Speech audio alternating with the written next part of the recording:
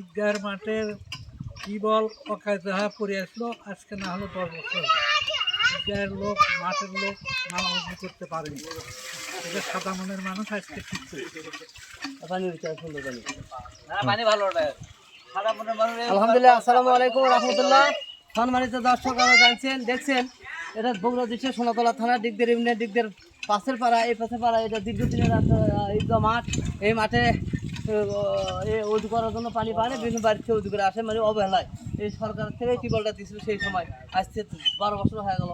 তো তারপরেও এই এখানে ওই স্টিল পাইপটা দিয়েছিল দুর্বল, 2 নম্বর একটা পাইপ, ও পেঁয়াজ কেটে গেছে। পেঁয়াজ কেটে দেওয়ার পরে মাথাও নাই, ওখানে ওই স্টিল পাইপ নাই, কিছু নাই, কিন্তু ওই প্লাস্টিকের পাইপের মধ্যে ছিল আবর্জনাতে ভরে থাকে। সেটা আজকে আমি ওই খুলে আর সকাল থেকে আজ এই পর্যন্ত এই কাজ করে যে স্টিল পাইপ আমি একটা স্টিল পাইপ বেঞ্জি আর নিয়ে দিলাম। যে কাজটা অন্তত আশা করা যায় 50% আর কিছু হবে না ইনশাল্লাহ।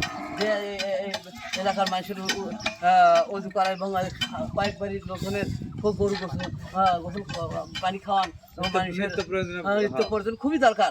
এবং মাঠ কাছে কাছে কাছে মাঠ আছে, মাঠের পানি ওষুধ ভেতরে ওষুধ দেওয়া, পানি খাওয়া অনেক উপকার। এই জন্যই এই কাজটা আমি হাত দিলাম, কাজটা হয়ে গেল। খালি এটা নয়, এই অবহেলিত কাজ অনেক সরকার অনেকভাবে দিচ্ছে, অনেক স্কুলে, অনেক মাদ্রাসায়, অনেক মসজিদে, অনেক পাতারে, রাস্তাঘাটে অনেক অবহেলিত করে আছে।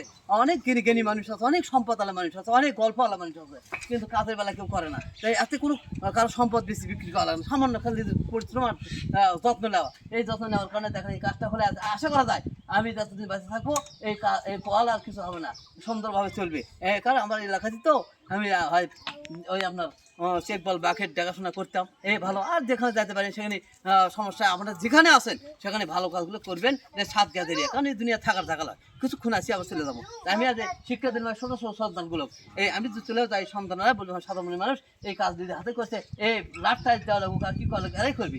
এই শিক্ষা আপনি করবেন আর সন্তানগুলো গড়ে তুলবেন, এটা আমার আশা। এই কথাটা আমি সবার কাছে কানে পৌঁছে দিলাম, পৃথিবীর যে কোনো কানে এই ভালো কাজ করবে, এই সন্তানগুলো ভালো করবেন। আর আপনি হিংসা করে পড়ে থাকেন, তালা করবে না, চেয়ারম্যান করছিল, মেম্বার করছিল, ওই আপনার মাঠ কমিটি করবে, যুব কমিটি করবে, এরকম আমি কমিটি লই কিছু লয়, এইভাবে দেখে করে থাকি। কমিটি লাগবে না, যেন কোনো কাজে কিছু লাগে না। তাই আলহামদুলিল্লাহ আমার বড় ভাইগুলো এই কাজটা করতে পারলাম।